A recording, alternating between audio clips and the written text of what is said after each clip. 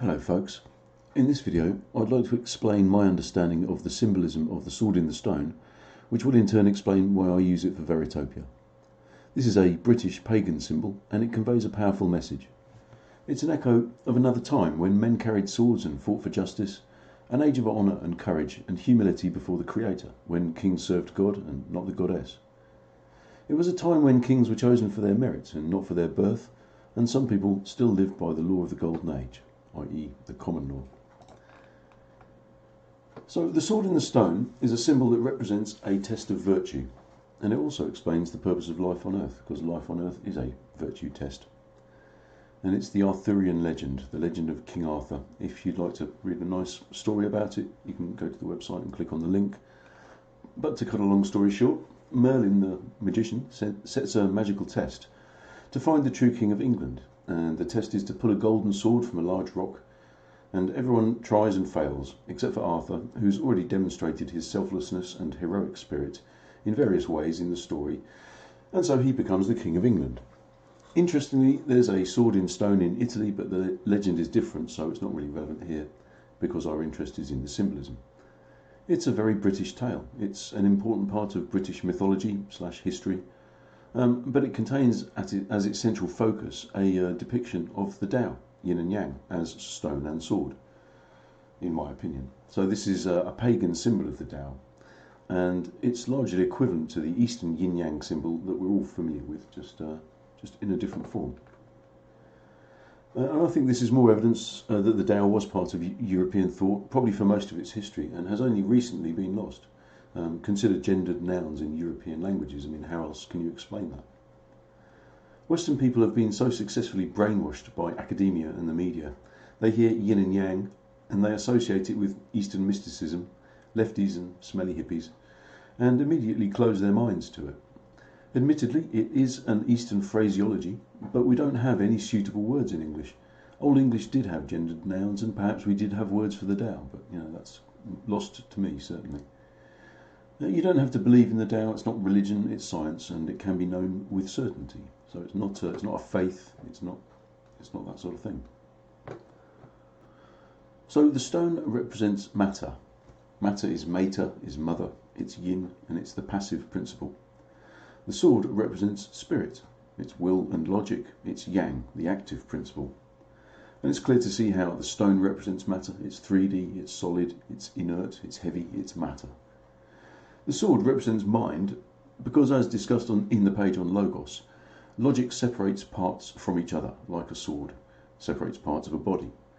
The sword of logic allows us to divide good from evil, true from false, and it allows us to know things. The sword is also the cross. It's a cross shaped, it's the crossroads, it's the symbol of choice and free will. So when you grasp the handle, it's to exercise your choice, to choose to attempt to remove the sword. And how many people, seeing others fail or thinking it might be a bit difficult, didn't even try to remove the sword. The sword in the stone, or the sword in the stone, particularly while it's still in there, represents spirit trapped in matter. It's the human condition, and indeed it's the condition of all life. All life is spirit bound up in matter. Although the universal plan does predict that there are 7 levels to reality, and they all have different forms of matter. So the one we're in at the moment, there could be 7 different types of it. Progressively finer. I don't know where we would be necessarily in the 7. We could be at the heart level, we could be at the earth level. Anyway, that's conjecture. So we are spirit trapped in matter. We're bound here by our emotional attachments to matter and our sense of self-preservation, which is the survival mind. It's the reptilian brain, the brainstem and the cerebellum. People have forgotten that they are spirits and they think they're bodies. And this is the essential deception and purpose of the goddess. It's to entwine spirits in a fine and intricate web of sensations, needs, pleasures and pain, hopes and fears, so they think they actually are matter. It has to be a convincing illusion, else it wouldn't work. And Yin is the master magician, magicianess. I don't know how you'd say that. Anyway, our bodies are carefully constructed containers for spirit, designed to immerse the spirit so completely in the matrix, which is another word for mother, that we forget who we are. And that, most elegantly and efficiently, is also the test we have to pass to leave this place. We have to wake up to the illusion, see through the deception of materiality, and remember that we are spirits.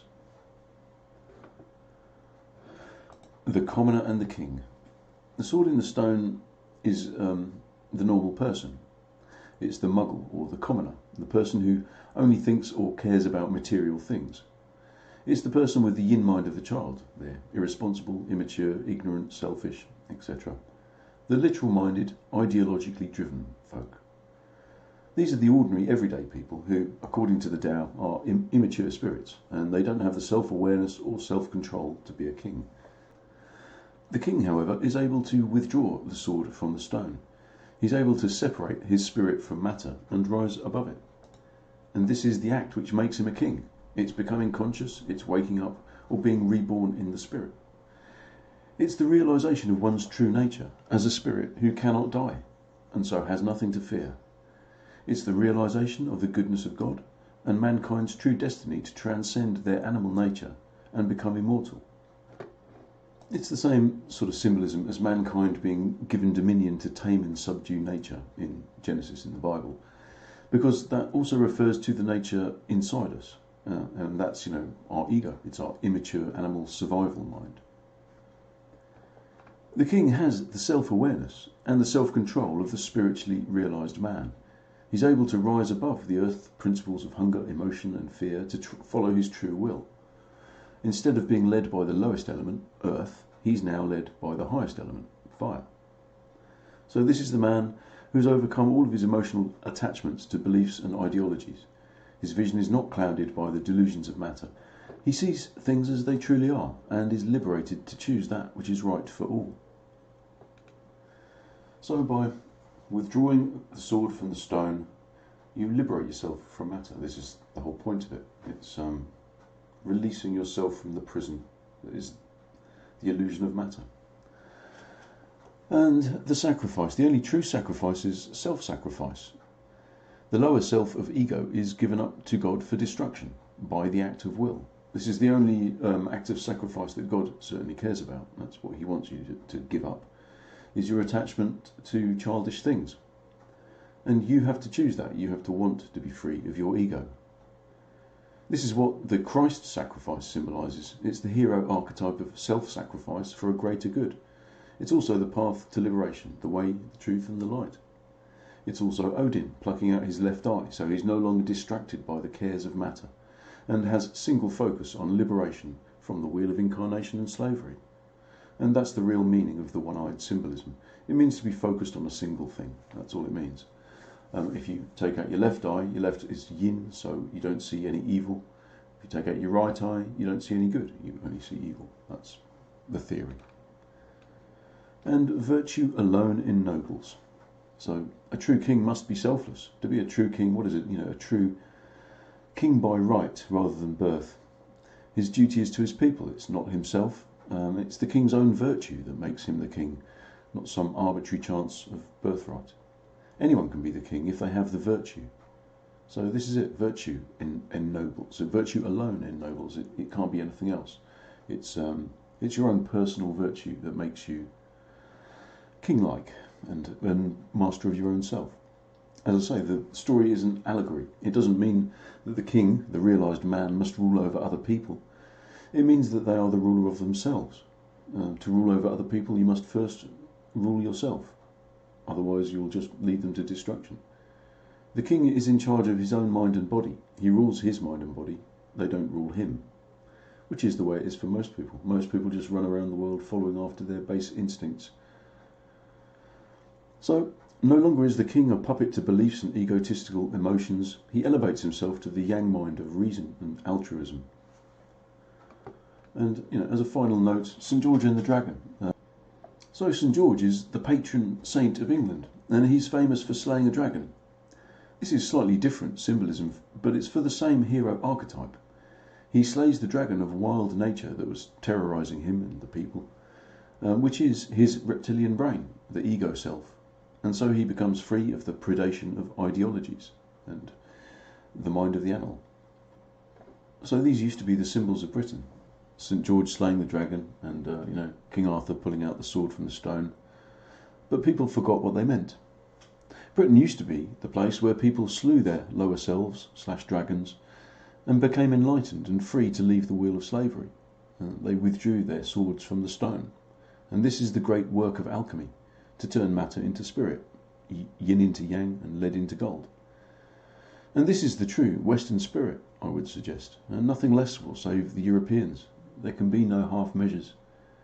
Truth cannot be divided. We have to return to the old ways of humility to the Creator. We have to worship truth and reason as God, and not some strange ideas or guys sitting on clouds, or, stop anthropomorphizing the gods. They are principles. And we also have to take responsibility for the mess we have allowed our society to become. The West's problems are our own fault. A lot of people out there like to blame various different groups for the state of the West, and sure, they may have had a hand in it, but ultimately it was our home. It was our responsibility. And blaming agents of the goddess for playing their legitimate role as adversary and tester is merely the bleating of sheep, and it will solve no problems. If you leave your front door open and go on holiday for a month, is it the burglar's fault when you come back to an empty house? That is the state of the West, really, isn't it? That's the story of the West. And everyone's complaining about the fact that their house has been stripped.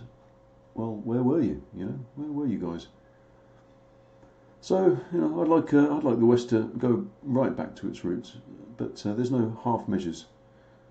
You have to go back to God properly. You can't use the half measure of Christianity.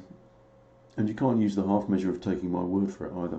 You have to think this all through for yourself. If you don't do that, well, what good can possibly come if you just leave your thinking up to other people? Anyway, I'll leave you with those cheery thoughts. And see you soon, guys. Take care.